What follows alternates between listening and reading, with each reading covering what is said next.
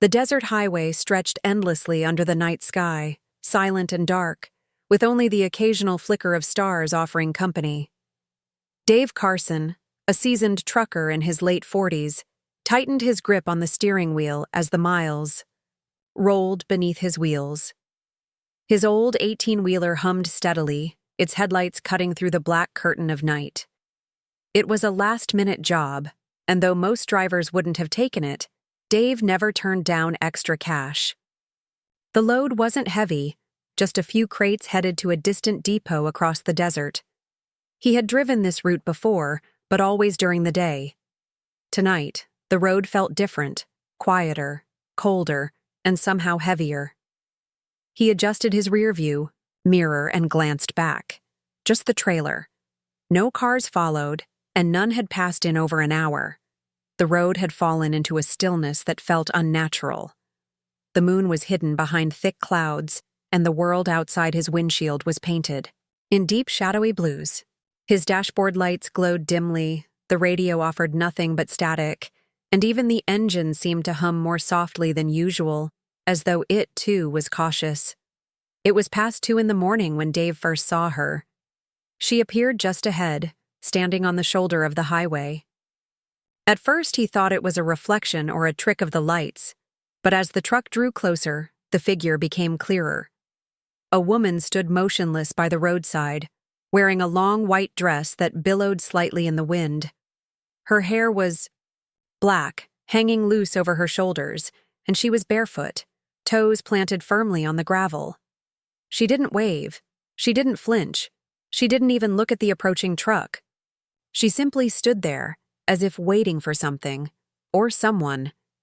Dave's foot hovered over the brake, but instinct told him to keep going. There were stories, after all. Everyone in the trucking world had heard them. Hitchhikers who vanished, ghostly figures appearing and reappearing, strange women asking for rides only to disappear mid-trip. He pressed harder on the gas, heart beginning to pound, and passed her without stopping. For a long moment after she vanished from the rearview mirror, Dave tried to convince himself she was just a tired traveler. Maybe she had a car breakdown, or maybe she was walking to the nearest town. But even as he thought it, he knew something was wrong. There hadn't been any broken-down cars, no tracks, no towns for at least 50 miles. And who walks barefoot in the desert at night, wearing a dress like that? Trying to shake the thought, he reached for his coffee and took a long, bitter sip. The liquid did little to settle his nerves. The road ahead remained just as empty, and, still, the truck's headlights stretching forward into the darkness like weak beacons against the void. Then, 2 minutes later, his heart nearly stopped. There she was again, standing on the side of the highway, in the same white dress, same bare feet, same empty gaze. The truck roared past her once more, and Dave's hands trembled slightly on the wheel. He slammed the brakes and brought the truck to a shuddering halt, tires screeching slightly against the asphalt. He stared into his mirrors, eyes wide, searching. The road behind. Nothing. The shoulder was empty. The long stretch of desert behind him lay undisturbed. A cold sweat slid down his back. Maybe he was tired. Maybe he was imagining things. Long drives at night could play tricks on the mind, especially in places like this. He turned off the engine for a moment and sat in the silence. The absence of noise was suffocating. No wind, no insects, just stillness. After a minute, he turned the key and brought the truck back to life. The dashboard lights flickered, the engine growled awake, and the headlights lit the road once more. He checked every mirror again. Nothing. She was gone. Just a trick of the eyes, he told himself, trying to steady his breathing. Maybe he had seen a mirage, or maybe 2 different people just happened to be standing in similar spots. Though the explanation felt weak, he forced himself to believe it. Back. On the road, the truck picked up speed.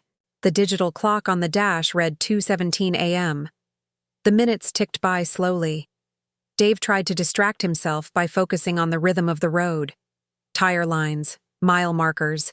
the occasional tumbleweed skittering across the lanes, but even the comfort of repetition didn't help. His mind kept returning to the woman.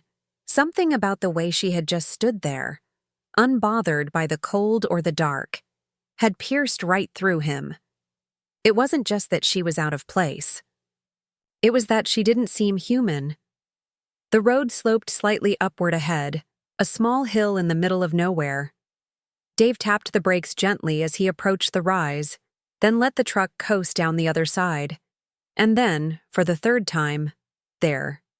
She stood, same dress, same hair, same spot on the side of the highway. Only this time, she was facing the truck. Her head was tilted slightly, as if listening. Her arms hung by her sides, fingers pale and stiff. And even though it was impossible to see her eyes clearly, Dave felt her gaze lock with his, holding him frozen for a moment before instinct made him look away. The fear in his chest grew sharp. He didn't stop this time. He didn't check his mirrors. He just kept driving, pushing the speed limit now, hands white-knuckled on the wheel. His mind raced. There was no way she could have gotten ahead of him, not without a vehicle. There were no exits, no shortcuts. The woman couldn't be real. And yet, 3 times, she had appeared in front of him. Something unnatural was happening on that desert road, and Dave was still hours from the nearest town. The road behind him faded into nothing, swallowed by the night, but Dave's thoughts couldn't escape the image of that woman, pale, barefoot, and still as a grave marker. His fingers remained clenched around the steering wheel, knuckles tense, jaw locked. The air inside the cab had turned cold, colder than it should have been, and his breath began to fog the windshield slightly, despite the desert outside. Reaching over, he turned up the heat dial and wiped the fog with the back of his hand, trying to dismiss the growing sense of dread creeping up his spine. The hum of the tires against the pavement usually soothed him, a rhythm that made long hauls bearable, but tonight, the sound seemed off, muffled, distant, as if the truck were moving through some thick, invisible fog. A faint pressure built in his ears, like the air was changing, like the world outside the truck wasn't quite real anymore. As he drove, he told himself repeatedly that there had to be an explanation. Maybe the woman was a mirage, maybe exhaustion was playing tricks on his brain. But even the most tired mind didn't make the same person appear 3 times along an empty highway, miles apart, with no way to travel that distance. Then, without warning, a soft voice spoke from inside the cab. "You shouldn't have left me." The words were quiet, not loud enough to be shouted, just whispered, delicately, with a sadness so deep it made Dave's blood run cold. The voice came from the passenger seat. His eyes snapped to the right. No one was there. The seat sat empty, as it had all night, the seatbelt swaying slightly as if disturbed. Dave's pulse surged. He reached beneath the dash and grabbed a small wooden cross he kept in the glove box, a gift from his late mother. It wasn't something he believed in heavily, but in that moment, the comfort it brought felt like a lifeline. The radio flickered, to life again, spitting static. His hand flew to turn it off, but before he could, the static cleared for just a second. In that brief pause, the same soft voice came through once more, this time just above a whisper. "Turn around, before you end up like me." He stared at the radio, frozen, hand hovering an inch away. Then the static returned, louder now, buzzing like a swarm of bees. The voice didn't come back, but something had shifted in the atmosphere. The weight in the air pressed harder against his chest. He reached for the window and cracked it, hoping to breathe in the cold desert wind and shake the suffocating feeling. But even the air outside felt wrong. Heavy, dry, filled with a strange electric tension. A flicker in the corner of his eye made him turn his head sharply. In the side mirror, for a split second, a white figure seemed to flash across the road behind him, then vanish into the dark. He slammed the window shut, eyes darting between, mirrors and road paranoia taking hold. He began to talk aloud, his voice shaking slightly, trying to ground himself. "There's no one here. It's just a long night. Just tired. Just tired." But the words felt meaningless in the thick silence of the cab. The lights inside dimmed briefly, flickering like a dying candle. The dashboard screen glitched, showing symbols and letters that made no sense before returning to normal. Then came the cold again. Sharp, biting, unnatural. It seeped in through the vents, under the door, through the cracks in the windshield. He cranked the heater, but it made no difference. Then came the smell. It started faintly. Wet earth, old wood, something like mildew or rotting flowers. The scent grew stronger, more sour, until it coated the air in a way that made Dave gag. He covered his nose with his sleeve, coughing, eyes watering, but no amount of fresh air or heat seemed to drive it away. The stench filled every inch of the cab, and with it, the overwhelming feeling that he wasn't alone anymore. That's when he saw her again. Not outside, not in the mirror, but in the cab. In the back seat, hunched low like an animal hiding in the dark, was the woman in white. Her hair hung forward, covering her face, dripping like it had just been soaked in water. Her skin glowed faintly, the pale color of old bone. Her fingers were long, too long, and they gripped the edge of the seat as if she were ready to crawl forward. Dave's throat went dry. His foot eased off the gas without him realizing. The truck began to slow. His mind screamed at him to run, to jump out, to crash the truck if it meant escaping. But his body stayed frozen, locked in place by fear so deep it stole every movement from his muscles. He didn't turn to face her.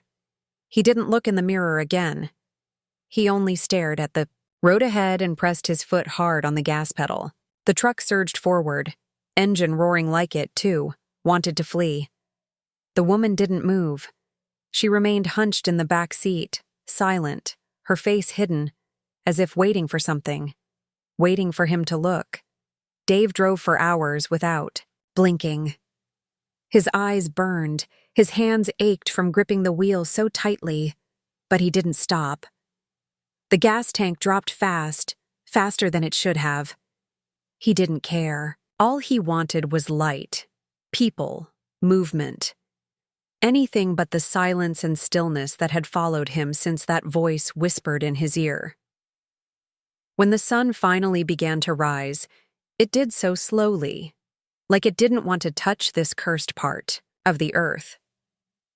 The horizon glowed red, then orange, then yellow. And still, Dave drove. The desert turned gold, shadows vanished, and the warmth of daylight crept into the cab. Only then did he glance at the back seat. It was empty. No sign of her, no wet footprints, no scent. Just the faint impression of someone having sat there, barely noticeable, but enough to confirm that he hadn't imagined everything. Or maybe he had. But Dave would never drive that route again. And he would never forget the voice that whispered, in the silence, or the figure that sat so quietly behind him. Days passed before Dave finally reached home. The journey had taken its toll, far more than he was willing to admit. He didn't speak to anyone on the phone during the ride back. The idea of sharing what had happened seemed impossible, even to himself. He had told himself over and over that he'd imagined everything. Fatigue, stress, and isolation playing cruel tricks on his mind.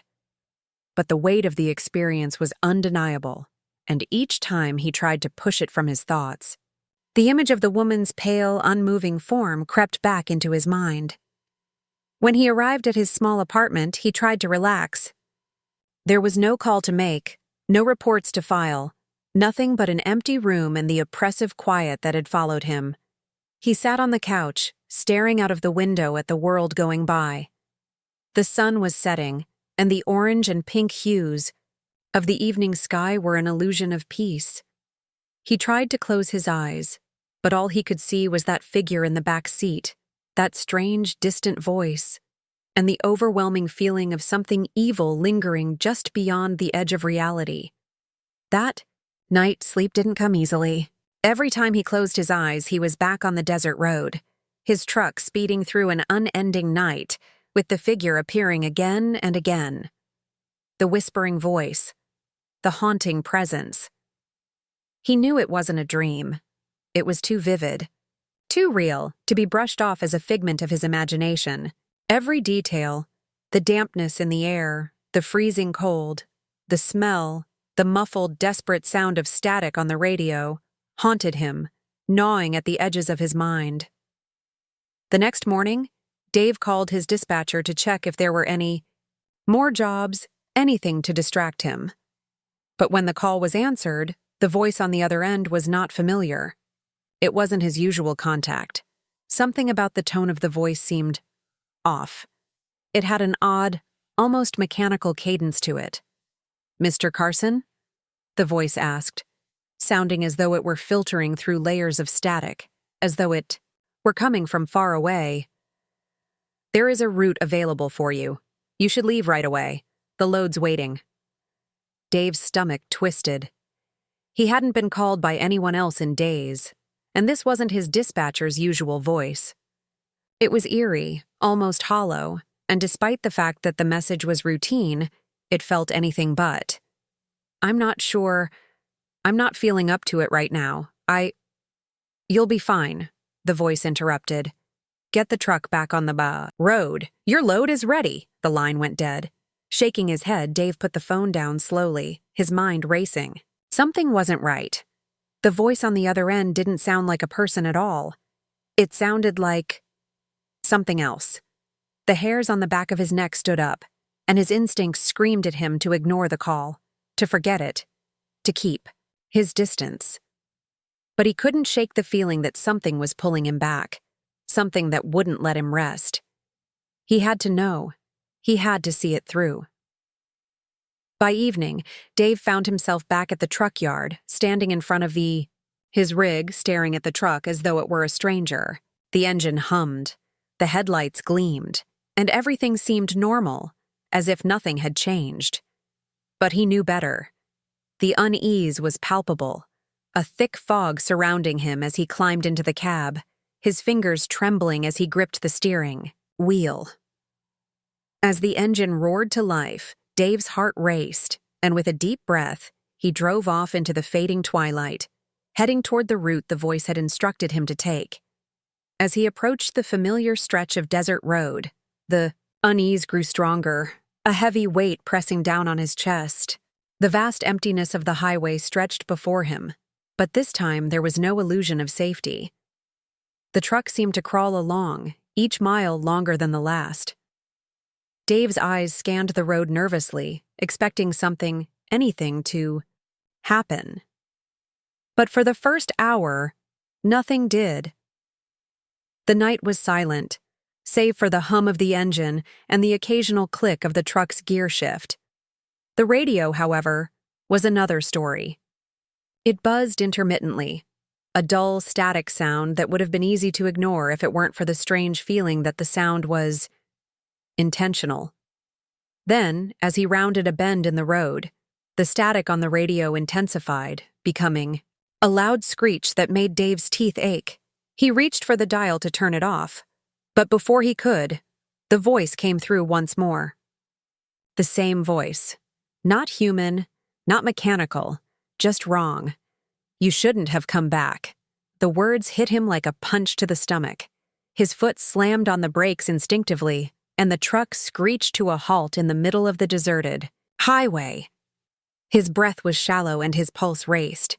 Sweat soaked his palms as he gripped the wheel, staring ahead at the dark stretch of road.